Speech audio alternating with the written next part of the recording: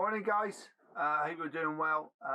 I'm just so blessed to be able to call Barry and Sarah friends, mentors, and they're just such a great couple that have helped me and my wife through some of the most challenging seasons we've been through in ministry. So you guys are so blessed to have them as your leaders, to have them as your pastors, and have you as your friends. So Barry's just asked me this morning just to share quickly a quick thought with you. And we live in such a unique time with such unique opportunities. 1 in 4 people are tuning into an online service, and I've got friends that I surf with and I coach rugby with that are ringing up and asking me to pray for people, pray for them, pray for people, pray for things that are going on in the world. And there's a spiritual awakening happening in our nation, in the world. And as Christians, we have such an opportunity to take people that are discovering faith, discovering things of the Spirit, and to lead them into a relationship with Jesus Christ. There's this amazing story in Acts 17 where Paul is in Athens, and he's in a place full of scholars and philosophers, and he commends them on their faithfulness, their religiousness, even though they don't believe in God. He condemns them on the fact that they're spiritual people, and then he takes them on a journey of discovery of what true spirituality is, of understanding who Jesus is, and the revelation of who God is, and that He's the one true God. And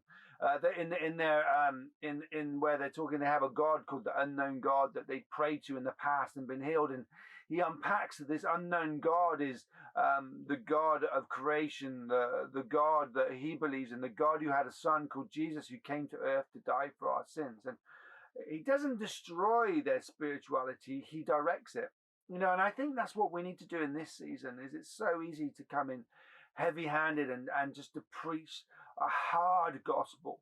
But I think we have an opportunity to say, I understand you're looking for spiritual things, and I commend you for that. But let me tell you, you'll only find true spiritual awakening unless you connect with God.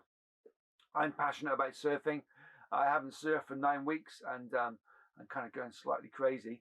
But surfers are really spiritual people. Those that are really into it will talk to you about when they're in the sea, bobbing up and down, and the energy that's in the waves, and they talk about Mother Earth and all this kind of stuff. And it'd be so easy for me to just come in and bash that, but I've chosen to shape that and say, no, actually, it's not Mother Earth, it's God. God is the God of creation. God is the one that causes the seasons to flow and all of those things. And I've seen many of my friends have an awakening to faith and to start reading their Bible because I haven't crushed that seed, I've redirected it. Even the guys I coach rugby with, we're often on a Thursday, we coach rugby and we go down the pub for a pint after, and they'll ask me about church and stuff and why I'm involved in it. And I say to them, when you're down the Millennium Stadium and Wales are beating England, and there's 80,000 people singing Bread of Heaven. I said, it's like that for me for church on Sunday, but there's only like 70 people in the room, but it feels like the whole earth is celebrating, who is singing, because God is in the presence, because God is in the midst. And it makes the hairs on the back of your neck. That's how I feel when I'm in the presence of God, when I'm in connection with the creator of the universe, when I'm in conversation with Jesus, when I feel his Holy Spirit upon my life. That's what I feel like, what you feel at the rugby, but it's so much more better.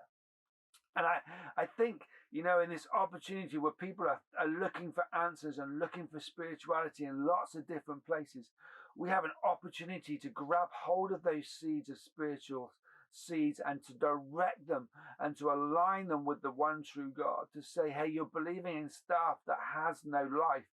Let me tell you about the one that brings life. So my challenge to you guys and to myself is to go about my daily life looking for those seeds in people's lives, which I can just gently water, that I can understand and have insight into why they're looking for answers in places they shouldn't be looking for answers in, and then say, yeah, but let me introduce you to something that will give you a true answer, an answer that will bring you life. So I hope that's helped you. Praying for you guys there in Essex, and praying for you and your leadership as you navigate yourselves through this season. And hey, hopefully soon we'll all be able to meet together face to face. But hey, if one or two are gathered, he's in our presence. So have a great week, and talk to you all soon.